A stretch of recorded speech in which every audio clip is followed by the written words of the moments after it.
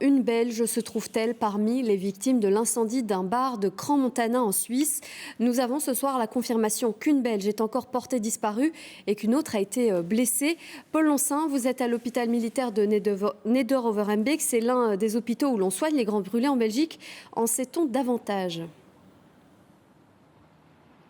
Oui, selon nos informations, il s'agit de 2 jeunes filles, 2 amies mineures originaires du Brabant wallon. La première fait partie des blessés. Elle a été brûlée, mais sa prise en charge s'est bien déroulée et ses jours ne sont plus en danger. La deuxième, elle, est toujours portée disparue à l'heure actuelle.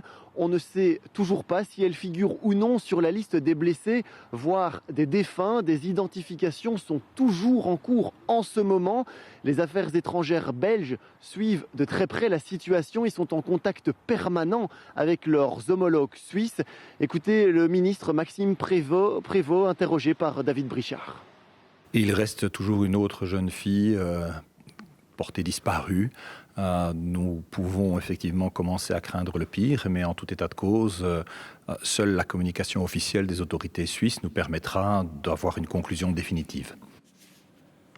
Et pour rappel, au moins 40 personnes sont mortes et 119 ont été blessées la nuit du Nouvel An dans cette station de ski. Paul, parmi les blessés, 5 ont été amenés ici en Belgique pour être soignés.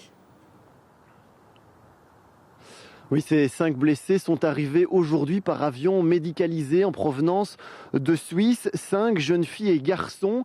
Ils ont ensuite été transférés par ambulance dans différents hôpitaux belges spécialisés dans l'accueil des grands brûlés, comme ici à Neder-Overembeek, à l'hôpital militaire Rennes-Astrid, mais aussi à Liège, Charleroi ou Louvain. En fait, la Suisse a introduit une demande d'aide internationale via le mécanisme européen de protection civile. D'autres blessés ont aussi été transférés vers la France ou l'Allemagne. En Belgique, il reste encore 2 places disponibles pour recevoir d'autres blessés éventuellement. Écoutez une nouvelle fois Maxime Prévost, le ministre des Affaires étrangères.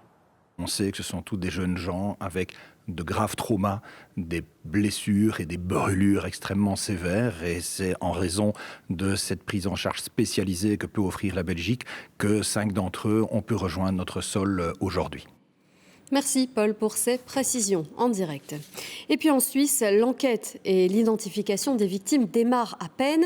Il y a encore énormément d'interrogations ce soir. Comment cet incendie a-t-il pu arriver? Comment expliquer qu'il a fait autant de victimes? Élément de réponse avec Mathieu Van Unkel et Eva Secker. Attention, les images peuvent choquer. Derrière ces bâches blanches, les décombres de l'incendie qui a ravagé le bar Le Constellation dans la station de Crans-Montana. Selon des témoins, la cause serait des petits feux de Bengale attachés à des bouteilles de champagne et portés vers le plafond par les serveuses. Une habitude au sein de l'établissement. Ces petits feux d'artifice sont passés trop proche du plafond, qui est fait, on le voit sur les photos, il est fait en mousse isolante pour atténuer le bruit qu'il y a en bas. Et on voit que ce feu-là, que ces mousses isolantes ont pris feu très rapidement et le feu s'est propagé très très rapidement. Le feu a d'abord pris au sous-sol, là où se trouve la piste de danse et le bar principal. Pour sortir, il semble qu'il n'y avait pas d'issue de secours, mais seulement l'escalier principal qui mène à la véranda à l'étage. Et puis la porte d'entrée qui donne sur la rue, relativement étroite selon les témoignages de plusieurs jeunes sur place. Pour moi, il n'y avait pas d'issue de sortie, il n'y avait qu'un seul escalier qui a fait un goulot d'ailleurs à cause du mouvement de foule. Et donc c'était une vraie prison en fait, la cave.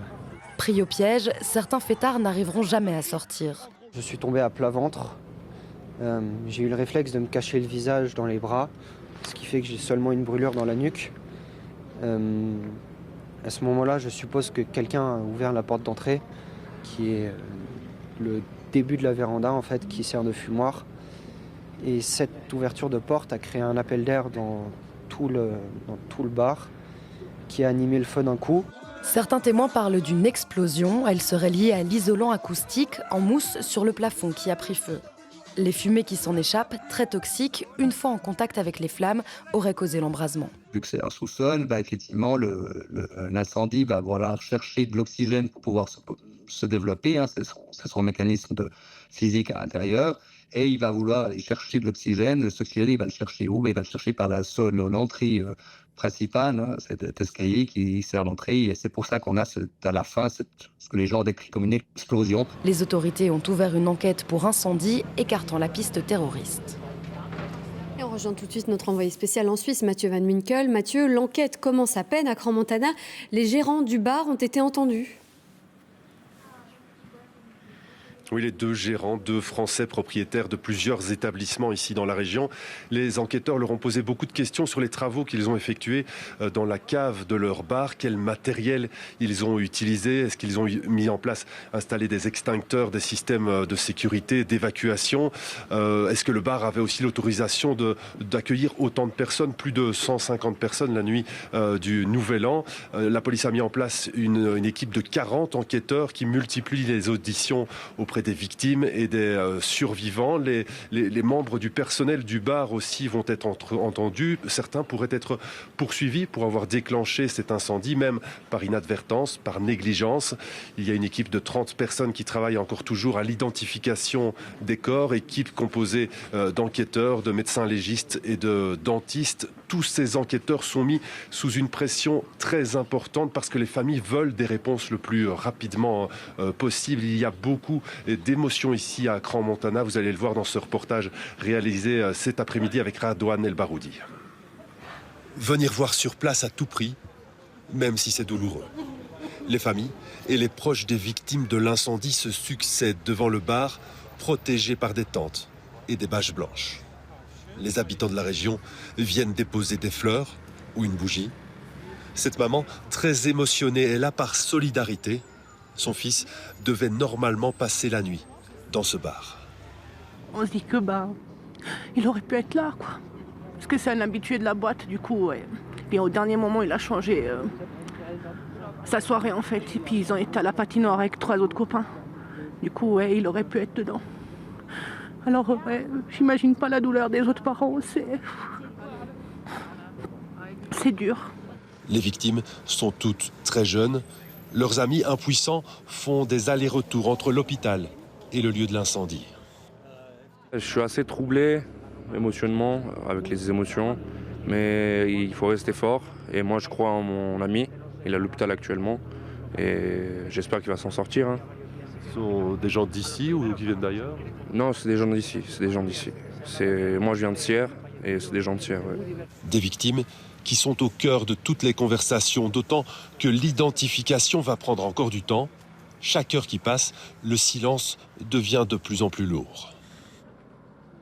C'est surtout ça qui pèse pour le moment, parce qu'il y a donc certaines familles qui ne sont pas informées pour le moment si leur proche est décédé ou s'il est encore en vie. Donc il y a quelques personnes aussi qui ne sont pas encore identifiées.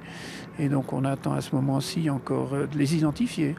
En attendant des réponses, les habitants de la région multiplient les petits gestes et les moments de solidarité.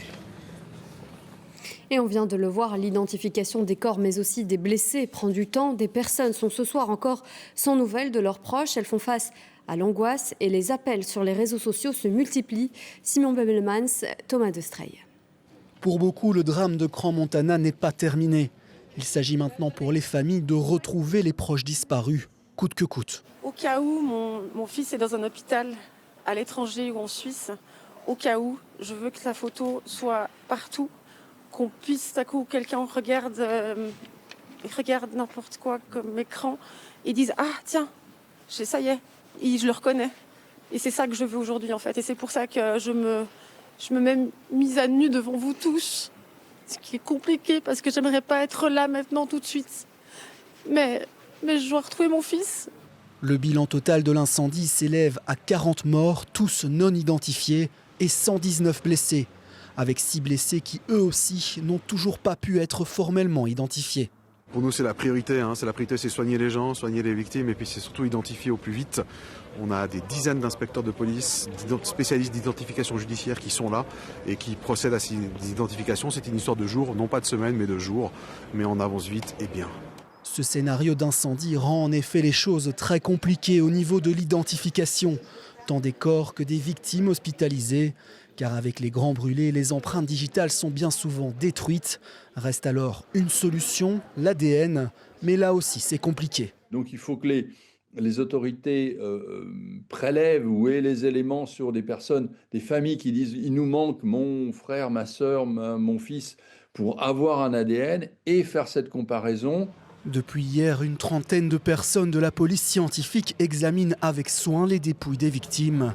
Ce n'est qu'après comparaison avec les données fournies par les familles qu'un décès pourra alors être prononcé. Et parmi les personnes grièvement blessées, on l'a dit, 5 ont été amenées en Belgique pour être soignées. Elles ont été emmenées dans des hôpitaux reconnus pour leur service aux personnes grièvement brûlées. Des personnes qui ont besoin de soins et d'un accompagnement très spécifique. Paul Peters et Eric Bever se sont rendus au CHU de Liège juste avant que l'une des victimes y soit accueillie. Alors docteur, expliquez-nous où est-ce qu'on est ici. Donc ici c'est une salle d'admission de grands brûlés. On appelle ça la salle de bain. Une salle de bain car les premiers soins apportés à la jeune fille en provenance de Suisse se feront à base d'eau. C'est ici qu'on admet nos patients aux premiers instants où ils arrivent chez nous pour qu'on puisse faire l'évaluation initiale des brûlures, les déshabiller, les doucher si nécessaire, s'il y a des résidus de fumée, de suie et ainsi de suite. Faire les premiers pansements. Des pansements de compresses, de bandages ou de pommades. Mais avant cela, il faudra préparer et parfois réparer les plaies. Retirer les zones qui sont brûlées, généralement du 3e degré, parce qu'on sait que ces zones-là ne vont pas cicatriser toutes seules. L'ensemble de la peau est brûlée, donc ça ne va pas cicatriser. Et donc on va commencer par retirer cette peau morte, on peut dire. Et par la suite, alors, il y aura, c'est possible, des greffes de peau. Et ça, c'est bien sûr le chirurgien qui évalue et qui propose le traitement au patient. Le reste du séjour se passera dans une des chambres du service des brûlés. Il y en a 6 ici. Un séjour souvent long. C'est des séjours qui peuvent prendre parfois plusieurs jours, plusieurs semaines, selon l'étendue des brûlures, le nombre de chirurgies nécessaires et l'évolution générale du patient. Outre les équipements médicaux habituels, chaque chambre dispose d'un sas de sécurité pour isoler le malade. Au début, toutes les visites se font d'ailleurs en tenue stérile. Il y a même une petite pièce pour les familles. Un psychologue sera à leur écoute. D'abord, ils auront sûrement besoin de nouvelles médicales et donc là, on va pouvoir faciliter l'abord aussi des médecins et puis peut-être reformuler des choses qui n'auraient pas été comprises parce que parfois avec le vocabulaire médical. Être présent pour eux tout simplement et essayer de voir ce dont ils ont besoin, pouvoir gérer un petit peu aussi les émotions qui sont liées à tout ça, à la fois de l'inquiétude, de la tristesse, de la colère. Le CHU Liège n'est pas seul à accueillir une victime de l'incendie de Crans-Montana. Ce soir, 4 autres sont soignés dans des unités spécialisées, notamment à Charleroi, Bruxelles et Louvain. D'autres sont encore attendus. Et puis cela nous amène à cette question que vous vous êtes peut-être posée. Un tel incendie pourrait-il se produire chez nous? Quelles sont les règles de sécurité dans ce type d'établissement en Belgique? Et y a-t-il des contrôles pour vérifier qu'ils sont aux normes? C'est ce que nous allons voir dans ce reportage d'Arnaud Rubens et Juliette Pitichy. Gérer un établissement, c'est une sacrée responsabilité. José en est bien conscient, cela fait 30 ans qu'il tient ce bar latino à Bruxelles. Et en matière de sécurité, rien n'est laissé au hasard. On a une sortie de secours ici, pour les gens qui sont assis ici en dessous. En mezzanine, on a encore une sortie de secours qui donne vers la rue. Et devant, donc on a la porte d'entrée et encore 2 mètres de sortie de secours. Ces issues de secours sont contrôlées par les pompiers tous les 5 ans. Ils vérifient aussi la présence d'extincteurs et de matériaux inflammables. Avant, on n'avait pas de contrôle. Avant, vous ouvrez un établissement et pratiquement, s'il n'y avait pas de changement de gérant, l'établissement continuait tout le temps. Aujourd'hui, la ville, tous les 5 ans, il fait contrôler. Donc, il faut qu'elle soit aux normes. Et les normes sont de plus en plus sévères. Mais les pompiers le savent, ce qui prend souvent feu, c'est la déco occasionnelle. Là aussi, il y a des règles à respecter. C'est souvent les tissus au plafond, donc ça c'est interdit en fait. Même les rideaux verticaux, ils doivent être ignifugés, donc ça doit être des tissus qui sont traités pour ne pas prendre feu, pour ne pas dégager davantage de produits toxiques. L'isolation acoustique, par exemple, dans les plafonds, il doit être protégé. Si ces matériaux prennent feu, les flammes se transforment en quelques minutes à peine en embrasement généralisé. Tout ce qui est plutôt à base de pétrole et qui va dégager une fumée qui est toxique. Et cette fumée qui est toxique, elle est en plus inflammable et explosive. Donc, passer un certain seuil, cette fumée va s'embraser en une fois et embraser tout ce qu'elle touche. Comme si en une fois, tout l'air qui était autour de nous prenait feu et de façon tellement vite que ça crée comme une explosion. Les gérants d'établissements Horeca peuvent contacter le service prévention des pompiers pour obtenir des conseils sur une décoration ou un nouvel aménagement pour s'assurer d'une soirée réussie et en toute sécurité. Et si notre pays est aujourd'hui très vigilant en termes de prévention des incendies, ça n'a pas toujours été le cas. Ce drame en rappelle un autre à La Louvière, il y a tout juste 50 ans. Le 6-9, un café du centre-ville, s'était embrasé pendant la nuit du réveillon. Bilan, 15 morts et de nombreux blessés. Philippe Huibaud et Denis Van der Brugge ont rencontré une rescapée du drame. C'est dans la rue du Temple, à La Louvière, aux petites heures du 1er janvier 1976, que Laetitia a vu sa vie basculer. En gros, pas grand-chose n'a changé. La configuration est toujours plus ou moins la même. Les appartements sont au-dessus. Et voilà, c'est ici que ça s'est passé. Laetitia fait partie des rescapés d'un incendie qui a fait 15 morts dans un café où des jeunes fêtaient la nouvelle année. C'était il y a tout juste 50 ans. Le feu prenait vers 4 heures du matin, semant la panique parmi les fêtards. Je suis arrivé dans le corridor, il y avait toutes des personnes et on n'arrivait pas à passer. Il y avait toute la fumée noire, mais vraiment noire, hein, on ne voyait plus rien. Hein. Alors, il y a encore une flamme qui a passé, j'ai encore mis mes mains et j'étais encore plus brûlé. Et on ne voulait pas sortir. Et quand on est sorti, et donc dans la rue, 5 minutes, toute la rue, on ne voyait plus rien. Toute la fumée, complètement fumée, toit pris feu. L'enquête révèle rapidement de nombreux manquements, notamment au niveau des sorties pour évacuer le bâtiment. Les clients qui connaissaient l'établissement, il y avait une sortie de secours en descendant à la cave et en sortant dans le jardin. Donc il n'y avait que la petite porte là sur le côté pour sortir, si on ne connaissait pas la cave. Oui, c'est l'entrée, sortie, uniquement. Laetitia perd son mari et sa belle-mère dans l'incendie. Gravement brûlée, elle passe un mois à l'hôpital. Il a ensuite fallu pas mal de temps pour se reconstruire. J'étais suffisamment bien entourée et rassurée, même par ma belle famille. Ça m'a plus aidée que n'importe quelle thérapie. Et voilà, et puis on a avancé. Et puis j'avais 21 ans et j'avais encore toute la vie devant moi. L'incendie du 6-9 connaîtra des suites judiciaires qui révéleront d'importantes lacunes en matière de sécurité. Le tenancier, le commandant des pompiers et un échevin seront condamnés à des peines de prison.